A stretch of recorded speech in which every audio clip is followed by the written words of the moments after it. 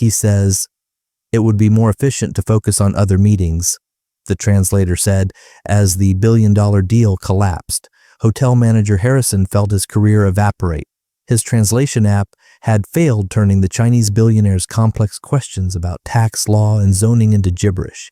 He was losing the biggest deal of his life due to a language barrier. What Harrison didn't know was that the solution to his problem was standing just outside the conference room door, pushing a housekeeping cart. The invisible maid Olivia Thomas was not just a cleaner. She was a Harvard grad with a master's in East Asian linguistics from Beijing University. She was fluent in Mandarin and had written her thesis on the very cross-cultural business regulations that were tanking the meeting. As the billionaire and his entourage began to pack their briefcases, Harrison was seconds from failure. He had no idea that the maid he'd ignored all day was about to step into the room, correct his translator in perfect academic Mandarin, and single-handedly save the deal, proving that the hotel's most valuable asset wasn't in the presidential suite, but was hiding in plain sight, holding a dust rag. "Welcome to the Wellington." Harrison extended his hand, but Zhang immediately launched into rapid fire, Mandarin, his tone clearly questioning. Harrison's smile froze as panic flooded his system. He frantically fumbled for his smartphone translation app, tapping desperately as sweat beaded on his forehead. The robotic voice that emerged butchered the pronunciation so badly that Mr. Zhang visibly winced. "I'm so sorry, Mr. Zhang, but I'm afraid none of our staff speak Mandarin." Harrison admitted watching his career crumble before his eyes. The words hung in the air like a death sentence. The opulent lobby fell silent as Zhang's entourage exchanged knowing glances. Zhang's expression hardened his fingers, tightening around the leather briefcase rumored to contain contracts worth millions. Behind them, a black woman in a gray housekeeping uniform, the same maid Harrison had just ordered, removed quietly, pushed her cleaning cart past the tense scene. Her eyes briefly met the billionaire's before looking away, her face revealing nothing. No one noticed her presence as the drama unfolded. No one could see the Harvard diploma and Beijing University master's degree hanging in her tiny apartment, and no one had any idea that in just a few hours she would change everything. 3 hours earlier, the Wellington Palace Hotel had been a whirlwind of activity. The five-star establishment known for hosting dignitaries and celebrities was preparing for perhaps its most important guest yet. Mr. Zhang arrives at precisely 200 p.m., Harrison announced during the emergency staff meeting, pacing the employee break room with military precision. His investment group controls over 30 luxury properties worldwide, and he's considering adding the Wellington to his portfolio. He straightened his already impeccable tie. This could mean international expansion for all of us. The department heads nodded eagerly. The head chef described the authentic Chinese delicacies being prepared. The maintenance supervisor confirmed the presidential suite's temperature was set to exactly 17°C. Mr. Chang's preference, according to his assistant, detailed instructions. The concierge had arranged VIP access to the city's most exclusive venues. Remember, Harrison's voice dropped an octave, his eyes scanning each face. Mr. Zhang's net worth exceeds the GDP of several small nations. One misstep and we could kiss this opportunity goodbye. The front desk manager raised her hand tentatively. "Sir, I heard Mr. Zhang prefers conducting business in Mandarin. Should we arrange for a translator?"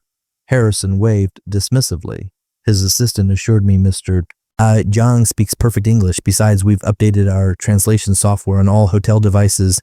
He tapped his smartphone. Latest AI technology, practically human. As the meeting dispersed, Harrison stopped the head of housekeeping. "Emma, make sure your staff is invisible today. I want rooms maintained as if by magic. No guests should see your people working." Emma nodded. "Of course, sir. They know the drill." Outside the meeting room, the hotel transformed. Fresh flowers appeared in every corner. Staff practiced their most professional smiles. Security discreetly scanned the perimeter.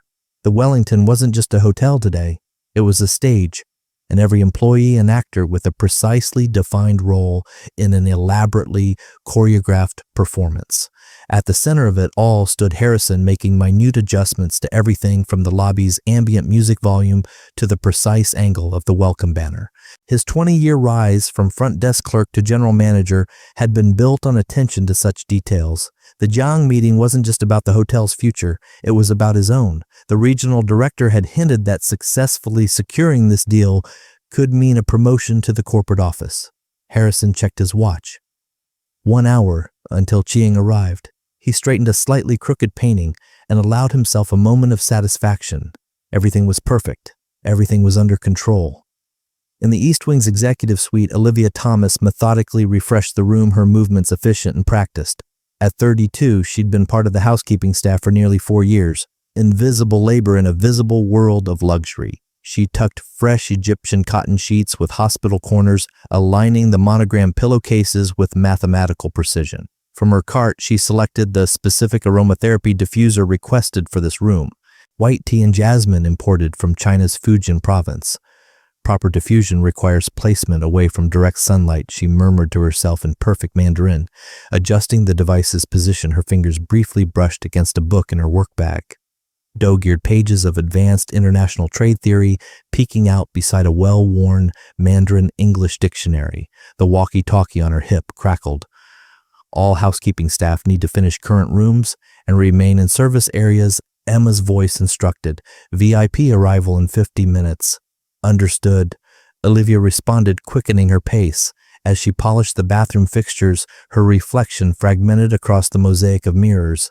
Bachelor's in International Relations, Master's in East Asian Linguistics, fluent in Mandarin, proficient in Cantonese and Japanese, all leading to pushing a housekeeping cart through America's luxury hotels. 4 years ago, she'd returned from studying abroad in Beijing with dreams of working in international business. 300 rejection letters later, her student loans demanded payment. The Wellington had been hiring. Temporary, she'd told herself. Yet here, she remained. She'd watched countless business meetings from the periphery, silently correcting mistranslations in her head while emptying waste baskets. She'd overheard negotiations where millions changed hands while she earned minimum wage plus tips. The irony wasn't lost on her. In a globalized economy desperate for cultural bridges, her skills remained hidden behind a uniform that rendered her functionally invisible. As Olivia finished the suite, she glanced at her watch, still time to review the Chinese economic journal she'd been reading during breaks.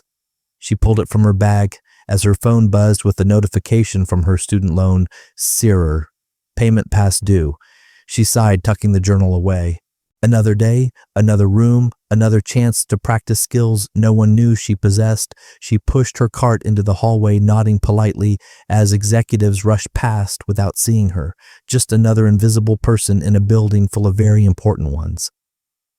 At exactly 2:00 p.m., a fleet of black Mercedes SUVs pulled up to the Wellington circular driveway. The doorman snapped to attention as the security team emerged, first scanning the entrance with practice efficiency. Harrison stood at the front, surrounded by his executive team, all wearing their most welcoming smiles. The hotel lobby had been cleared of other guests, a testament to the importance of this arrival. When Mr. Jiang stepped from the second vehicle, the air seemed to electrify. Despite being in his 60s, he moved with the confidence of a much younger man. His charcoal suit was clearly bespoke, his red tie a splash of calculated power against the monochrome palette. Behind him followed 6 associates, each carrying identical leather portfolios. "Welcome to the Wellington Palace Hotel, Mr. Jiang." Harrison stepped forward with an extended hand. "We are honored by your presence." Jiang offered a curt nod and a brief handshake. Then turning to his associates, he began speaking rapidly in Mandarin. The musical tones of the language filled the lobby as his team nodded and responded in kind. Harrison maintained a smile while panic flickered in his eyes. The conversation was clearly more extensive than simple pleasantries. He glanced at his smartphone, ready to deploy the translation app if necessary. One of Jiang's associates, a younger woman with sharp eyes, noticed Harrison's discomfort and spoke in accented English. "Mr. Chiang is expressing his initial impressions of your establishment. He appreciates the architecture." "Wonderful." Harrison brightened.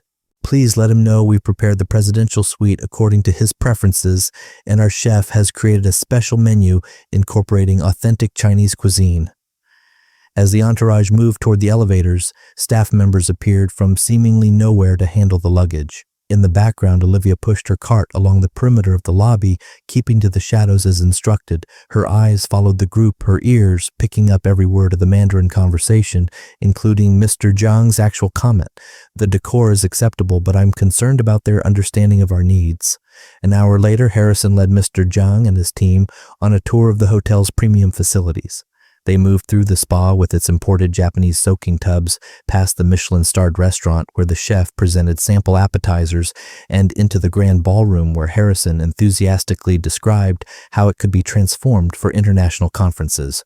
Throughout the tour, Zhang spoke primarily to his team in Mandarin.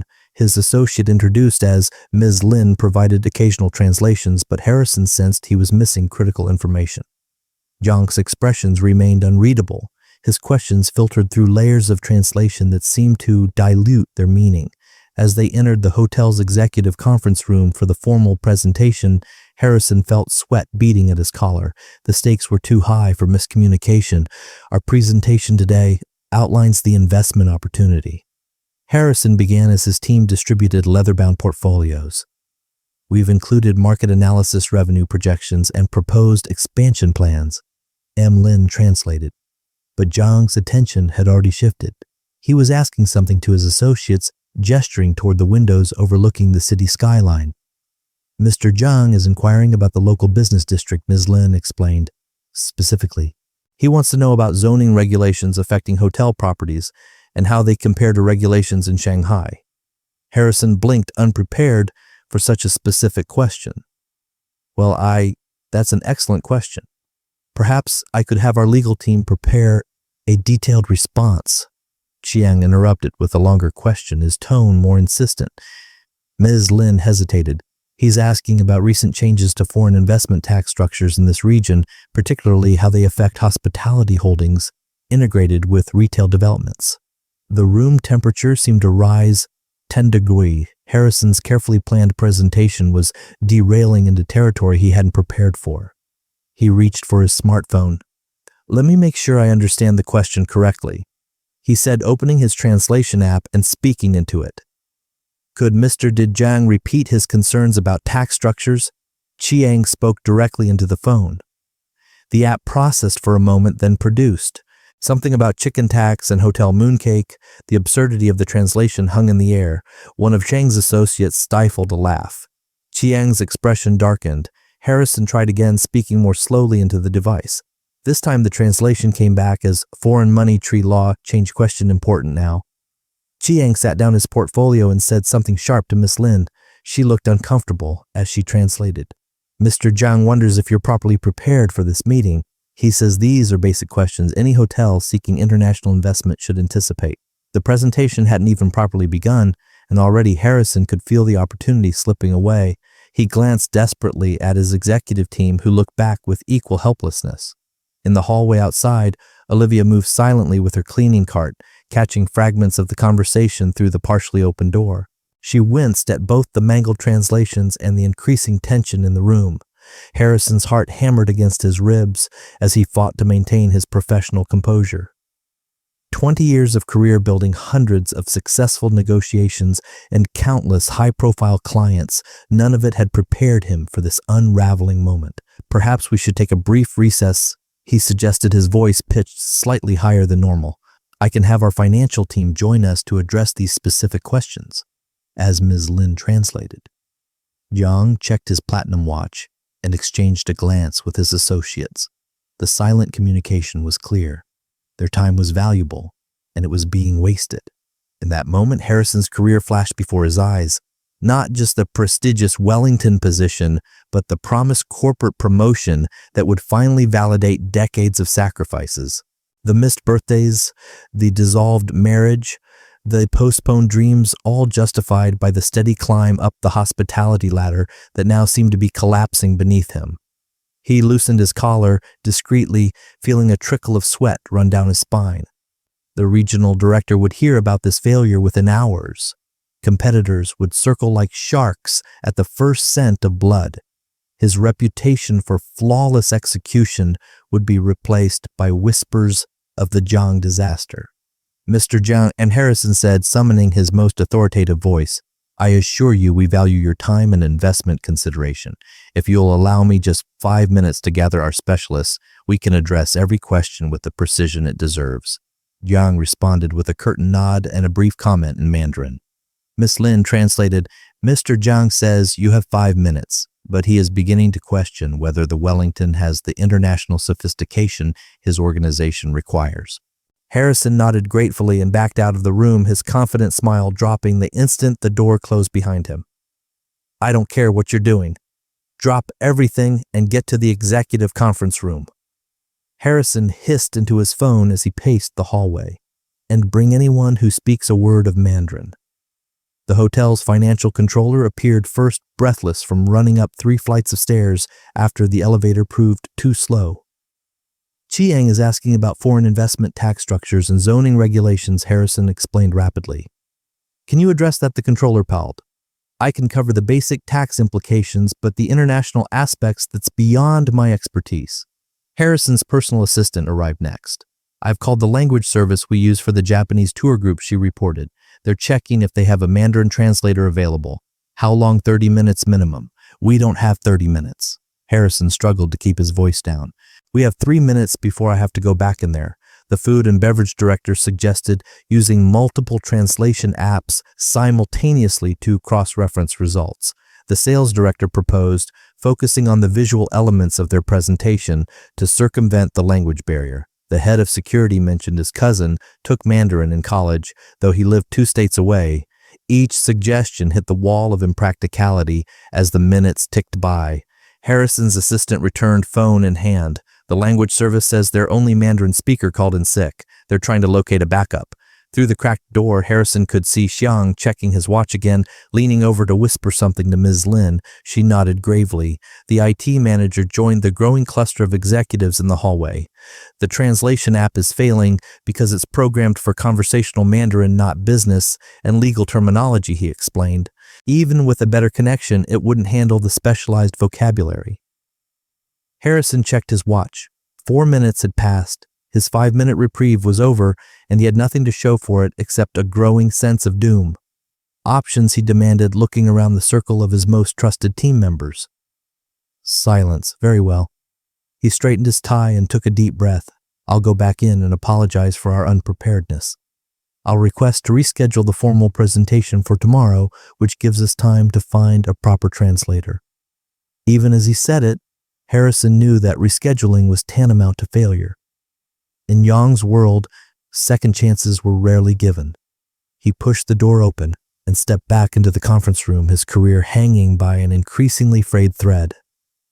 "Mr. Jiang, I must apologize for the delay." Harrison began, the strain evident beneath his professional veneer. "I'm afraid we're experiencing some unexpected challenges with the technical aspects of our translation capabilities."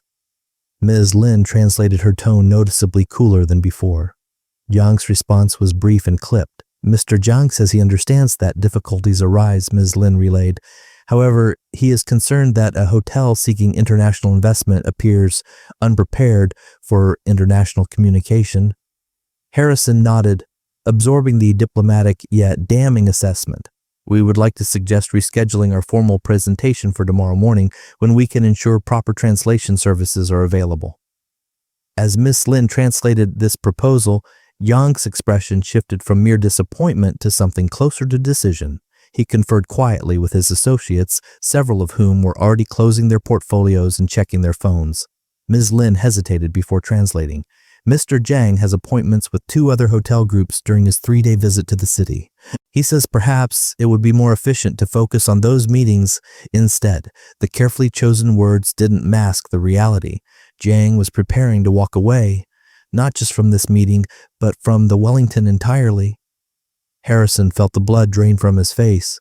"Please assure Mr. Jiang that we value his time immensely. Perhaps we could continue with the portions of our presentation that don't require detailed translation, and I can have my team work through the night to prepare."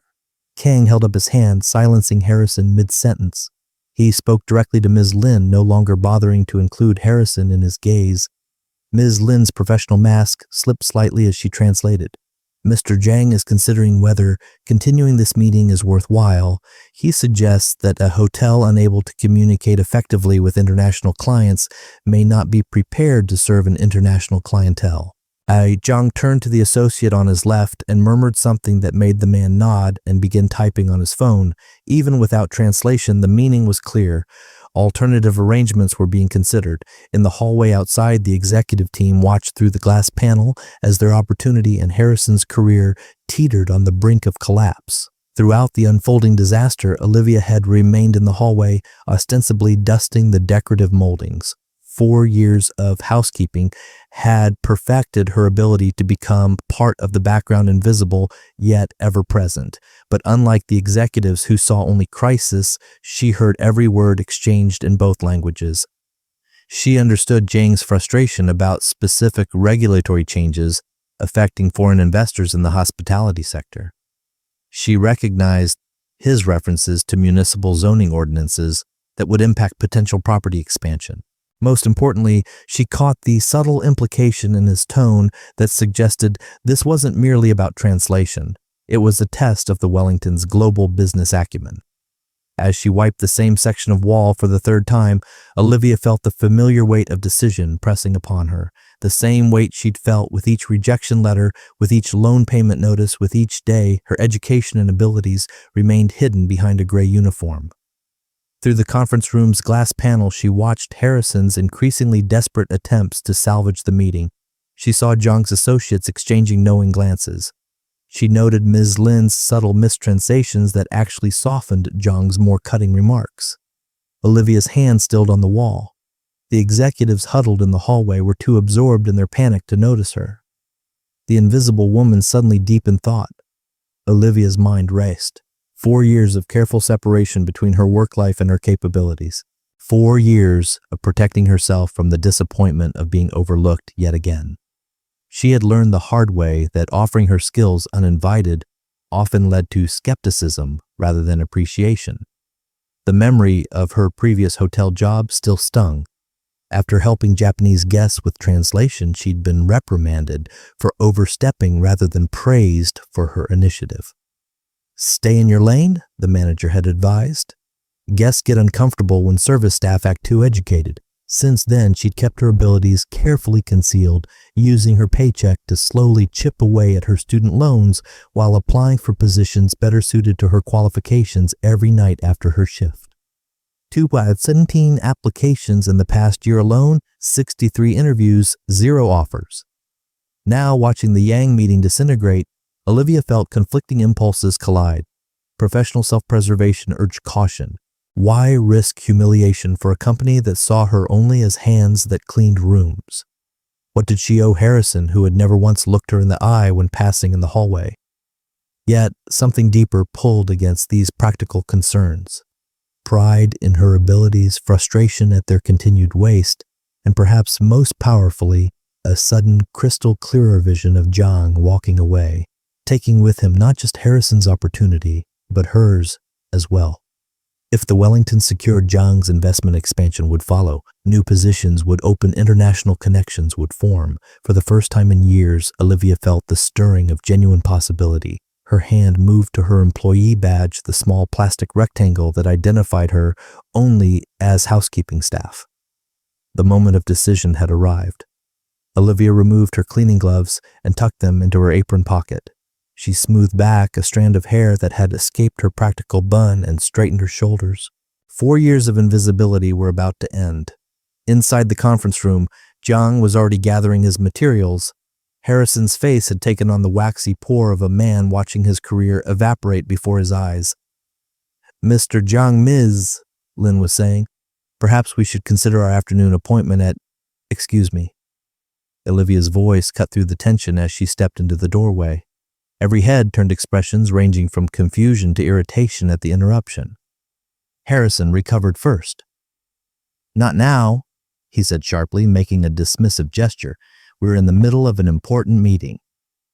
Olivia ignored him, focusing instead on Zhang. She took a deep breath.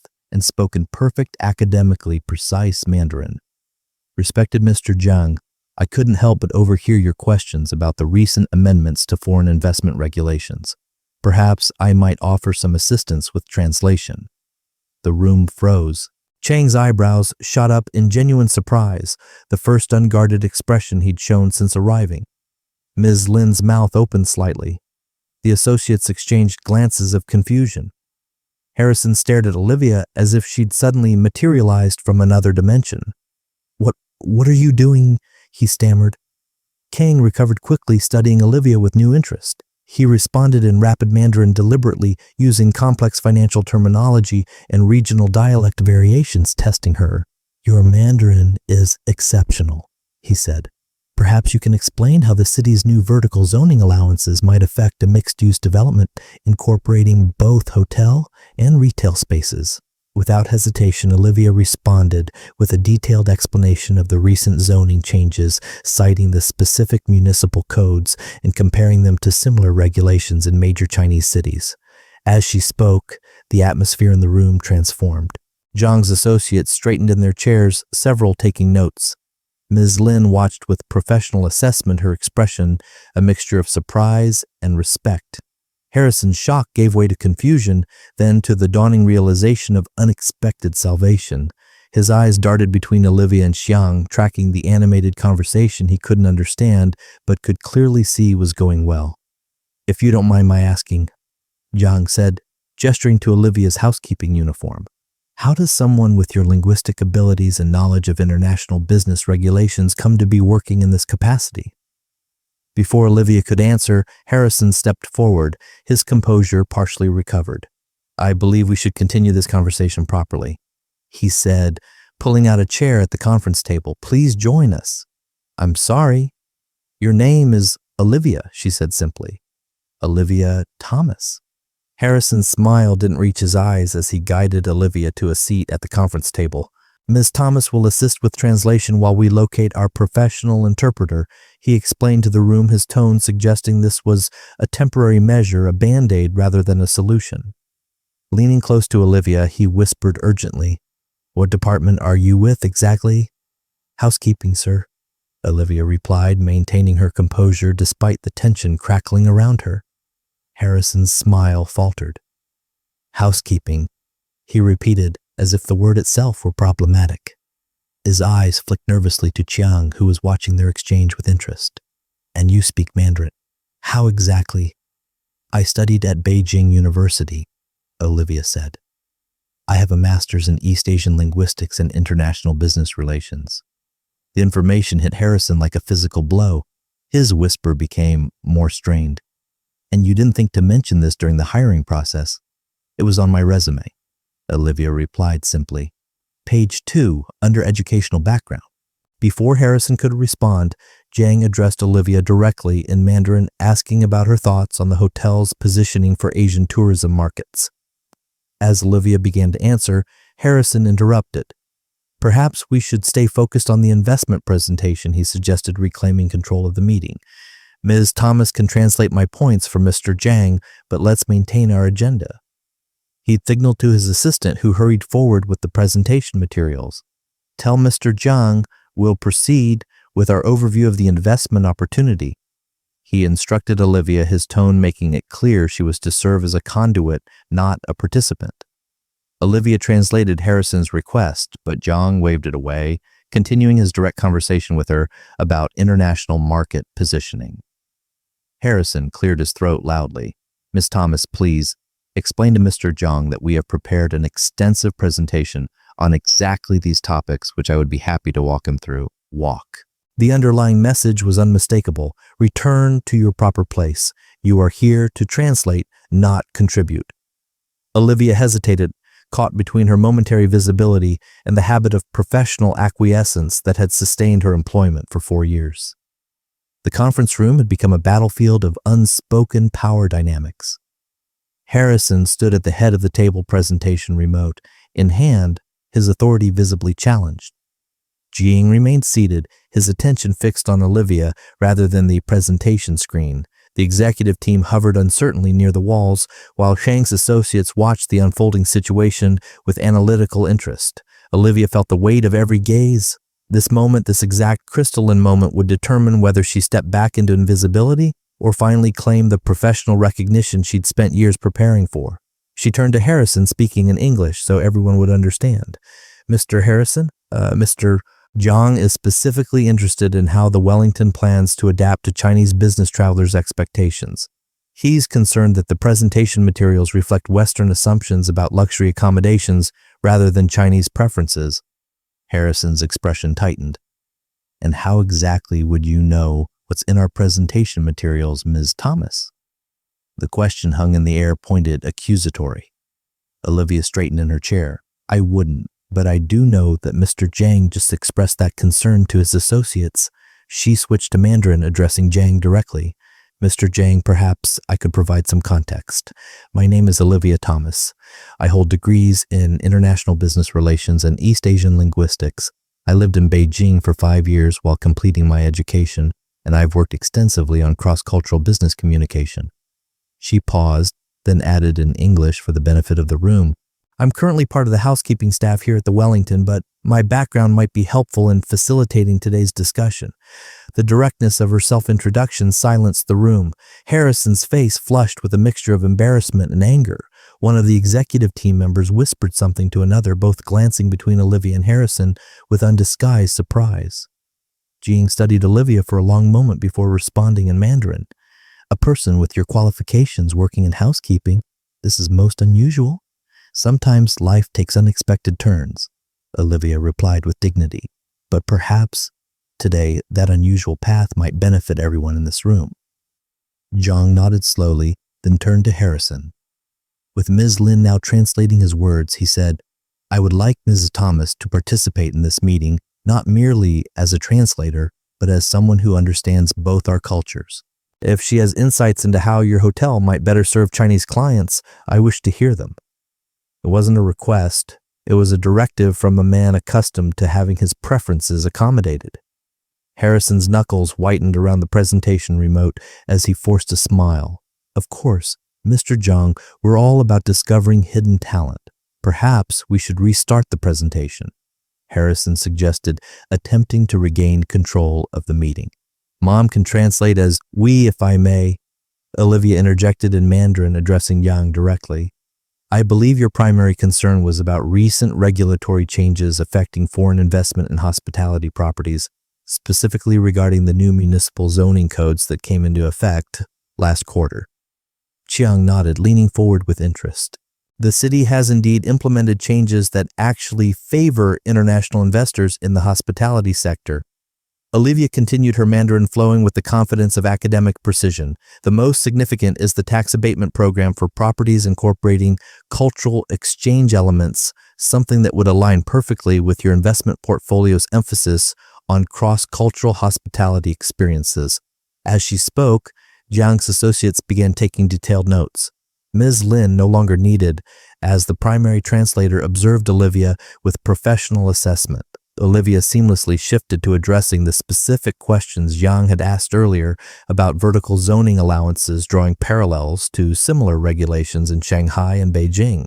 Her explanation included nuanced comparisons between Chinese and American regulatory approaches, contextualizing the information in a framework immediately recognizable to Zhang.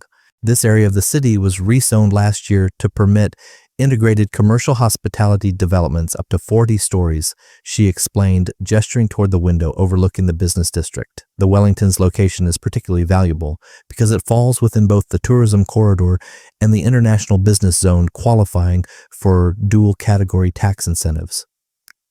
Harrison watched in astonishment as Chiang nodded with increasing enthusiasm, asking follow-up questions that Olivia answered without hesitation. The conversation had transformed from a halting translation-dependent exchange into a fluid, sophisticated discussion of international business opportunities. For the first time since the meeting began, Zhang smiled, a genuine expression that transformed his stern countenance. You understand our perspective, he said to Olivia. This is refreshing. Most American businesses approach Chinese investors with assumptions that miss cultural nuances critical to successful partnerships. Harrison glanced at his executive team, silently communicating a clear message. Whatever was happening, it was working. The deal might be saved after all, though not in the way anyone had anticipated. As the conversation progressed, Yang's curiosity about Olivia became evident. Between discussions of investment strategies and market analyses, he asked about her background. "You mentioned Beijing University," he said. "What led you there?" "I received a prestigious scholarship during my undergraduate studies," Olivia explained briefly, translating the exchange for Harrison's benefit. "I was originally focused on international relations but became fascinated by the critical role of language in global business negotiations." She described her 5 years in China, beginning with intensive language immersion, followed by specialized business courses taught entirely in Mandarin. Her thesis had examined cross-cultural communication strategies in luxury hospitality settings across Asian markets. "My professor was Dr. Li Wei at the School of Economics." She added. Zhang's eyebrows rose. "Dr. Li is my wife's cousin, a brilliant economist." This unexpected connection shifted the atmosphere further. Zhang was no longer merely impressed by Olivia's language skills. He now viewed her through the lens of shared academic networks and cultural understanding. Harrison, sensing the conversation's importance despite understanding only fragments, asked Olivia to explain what was being discussed. "Mr. Zhang and I discovered we have a connection through my former professor at Beijing University," she summarized. "We're discussing how my research on luxury hospitality and Asian markets might be relevant to his investment considerations." Harrison nodded, his expression a complex mixture of relief at the meeting's positive turn and discomfort at the revelation that a housekeeping employee possessed qualifications exceeding most of his executive team. "And how exactly did someone with your background end up?" Harrison gestured vaguely at her uniform, letting the question hang unfinished. "That's a longer story," Olivia replied with diplomatic brevity, turning back to Zhang to continue their discussion. The conversation evolved beyond mere translation into a sophisticated exploration of cross-market hospitality investment strategies. Olivia wasn't simply conveying words between languages, she was bridging business cultures, providing insights that neither Harrison nor Zhang had anticipated.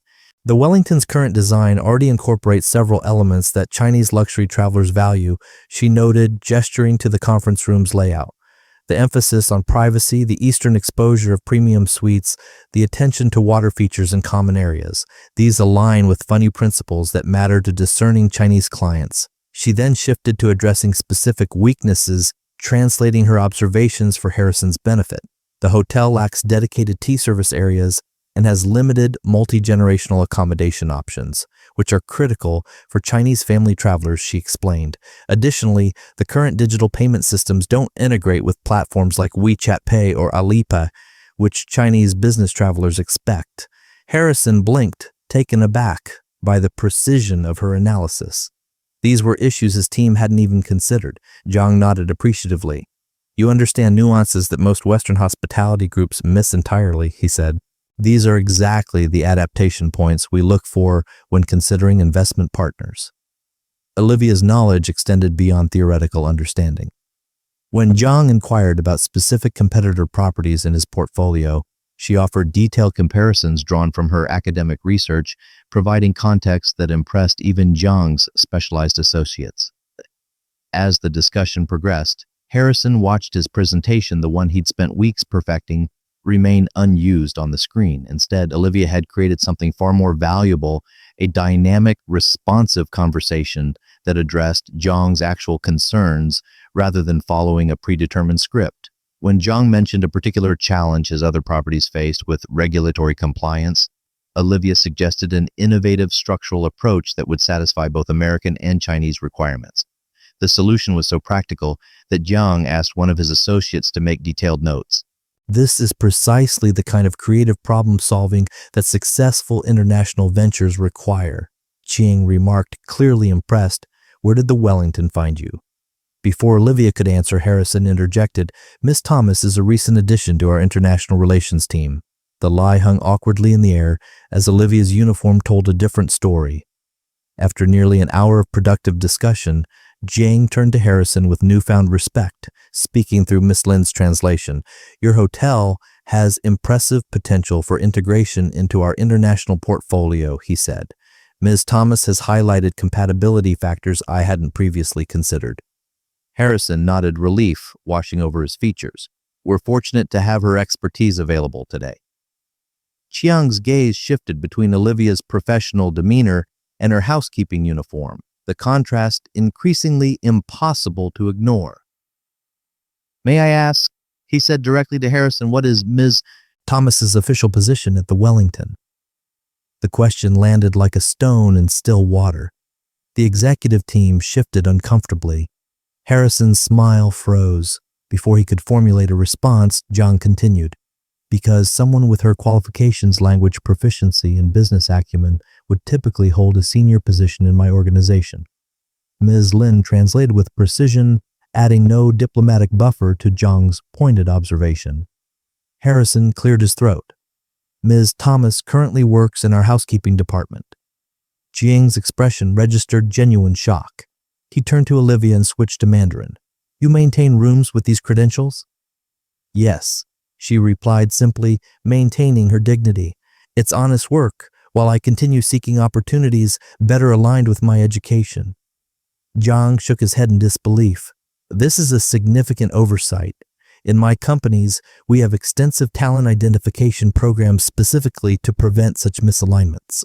He turned back to Harrison, his gaze sharper than before. Mr. Harrison, I find it concerning that your organization has someone of Miss Thomas's caliber cleaning rooms rather than contributing to your international business strategy. The criticism was delivered with the calm precision of a surgeon's scalpel, bloodless yet devastating in its accuracy. Harrison's face flushed as the implications of Zhang's observation rippled through the room. The executive team exchanged uncomfortable glances. Emma, the head of housekeeping who had slipped into the back of the room during the discussion, stared at Olivia with newfound awareness. There has clearly been a misunderstanding of Mrs. Thomas's qualifications, Harrison said, his voice strained with forced cordiality. Rest assured, we value all our employees and are always looking to optimize talent placement. The hollow corporate speak sounded particularly inadequate following the authentic conversation Yang and Olivia had been having. In that moment, Harrison saw his hotel and his management approach through Zhang's eyes, not just a failure of language preparation, but a systemic failure to recognize and utilize the human capital already within their walls. How many other Olivia might be hidden throughout his organization, their talents untapped, their potential squandered? The realization was both professional and personal. Harrison had prided himself on running a meritocratic operation, yet here was evidence of a blindness so fundamental. It challenged his entire leadership philosophy. Ms. Thomas, he said, turning to Olivia with genuine contrition in his voice, it appears we owe you an apology and perhaps a conversation about your future with the Wellington. As the meeting concluded, Yang extended his hand to Olivia. I have been impressed not only by your language skills, but by your understanding of cross-cultural business dynamics, he said in Mandarin. My organization is always seeking individuals who can bridge Eastern and Western business practices. He withdrew a business card from his pocket, not the standard card he had distributed earlier, but a distinctive black card with gold embossing that he presented with both hands in the traditional Chinese manner. My private contact information, he explained. Should you be interested in exploring opportunities with Yang International, I would personally review your application. Olivia accepted the card with appropriate respect, recognizing the significance of the gesture. Thank you for your consideration, Mr. Xiang. It would be an honor. Harrison, watching the exchange he couldn't understand, but whose importance was obvious, stepped forward. Mrs. Thomas, we should discuss your role at the Wellington immediately following this meeting. His tone had transformed from dismissive to solicitous in the span of an hour. Chiang nodded approvingly at Harrison's belated recognition. I will be recommending the Wellington to my associates, he announced through Miss Lin's translation, but I would suggest a serious review of your talent management practices. In today's global economy, overlooking capabilities like Miss Thomas's is not merely an oversight. It's a competitive disadvantage. Harrison nodded, absorbing the graciously delivered rebuke. Your insight is appreciated, Mr. Jing. I assure you we'll be implementing changes. As the meeting dispersed, the executive team surrounded Zhang, escorting him toward the presidential suite for a celebratory tea service. The crisis had transformed into triumph. the investment opportunity rescued from the brink of disaster. In the momentary quiet of the emptying conference room, Olivia stood alone, still processing the seismic shift in her circumstances. The weight of invisibility had lifted, replaced by the vertigo of sudden recognition. Emma approached hesitantly. "I had no idea," she said, gesturing to the conference table where Olivia had demonstrated her capabilities all this time. "It's all right," Olivia replied, her fingers lightly touching Yang's business card. "Some talents are just waiting for the right moment to be discovered." 1 month later, Olivia stepped off the elevator onto the executive floor of the Wellington Palace Hotel. Her gray housekeeping uniform had been replaced by a tailored charcoal suit. Her practical work shoes upgraded to modest heels that clicked confidently against the marble floor. The employee badge hanging from her lapel now read Director of International Guest Relations, a position created specifically for her. As she passed the front desk, several staff members nodded respectfully. The same employees who had once looked through her now saw her clearly. Her new office, formerly a rarely used conference room, had been renovated to include elements reflecting her cross-cultural expertise. A traditional Chinese tea set shared space with modern technology. The bookshelf displayed linguistic reference texts alongside hospitality management volumes. On her desk sat 2 framed items. Her master's degree from Beijing University, finally displayed professionally after years in storage, and a letter of intent from Yang International confirming the Wellington as their newest portfolio property. Harrison had offered the position the same day as the Yang meeting, along with a salary that finally allowed her to move her student loan status from delinquent to manageable. But more valuable than the compensation was the opportunity to fully utilize her skills in education for the first time since returning from China. Her invisibility had ended. Her real work had begun. In the hotel's main conference room, Olivia stood before 30 staff members from various departments: housekeeping, maintenance, food service, front desk, and concierge. Each wore their standard uniform, but today they weren't here to clean or serve. They were here to be seen. "Welcome to the first session of the Wellington's Hidden Talents Initiative," Olivia began. "Each of you was invited because you indicated on our survey that you possess skills, education, or language abilities not currently utilized in your position." On the screen behind her, a simple mission statement appeared, recognizing the whole person behind every position. "1 month ago, I was pushing a housekeeping cart outside this very room," she continued. "Today, I'm helping restructure our guest services to better serve international clients. This transformation wasn't because I suddenly gained new abilities. It was because circumstances finally made my existing abilities visible." She clicked to the next slide, showing statistics from their staff survey. 40% spoke at least one language besides English. 65% held degrees or certifications unrelated to their current positions. 78% possessed specialized skills they never used at work. This isn't just about language skills, Olivia emphasized. It's about recognizing that every person who works here brings their whole self to the Wellington, not just the parts we see in their job descriptions. Harrison, standing at the back of the room, nodded approvingly. The initiative had been his idea, a systematic approach to prevent future Olivia situations, as the executive team now called them. "Today," Olivia continued, "we'll begin creating professional development pathways that align your hidden talents with the hotel's needs, because excellence in service begins with recognizing excellence in our own people." The evening sun cast long shadows across the Wellington's grand lobby as Olivia completed her final task of the day, welcoming a delegation of business travelers from Shanghai. Her Mandarin flowed effortlessly as she explained the hotel's amenities, including their new Chinese tea service and WeChat payment integration. As the guests proceeded to the elevator, she noticed a young man in a maintenance uniform carefully adjusting a lighting fixture. She had seen him at the Hidden Talents session earlier, an engineering student working part-time while completing his degree. Their eyes met briefly, a moment of recognition between two people who understood what it meant to be more than their uniforms suggested. In her month as director, Olivia had already identified 17 employees with valuable, untapped abilities. 3 had been promoted, 5 had received additional compensation for utilizing their language skills, and all had experienced the fundamental dignity of being fully seen. The true value of a person like a precious stone isn't diminished by being temporarily overlooked. Its worth remains intact, waiting for the moment when the right eyes finally see its brilliance. In your workplace, your community, perhaps even in your home, who might be invisible right now, what extraordinary talents lie hidden behind ordinary titles, and what might happen if you were the one to finally see them. If this story resonated with you, don't keep it hidden. Subscribe to Beat Stories now and hit that like button. Every week, we bring you powerful narratives that reveal the extraordinary within the ordinary. Join our community of storytellers and truth seekers because everyone deserves to be seen. Beat Stories, where every untold story finds its voice. What happened today isn't just a story, it's a reminder. Silence protects systems, but courage rewrites them. At Beat Stories, we don't just watch change, we document it. Subscribe for more real stories that challenge power and amplify truth.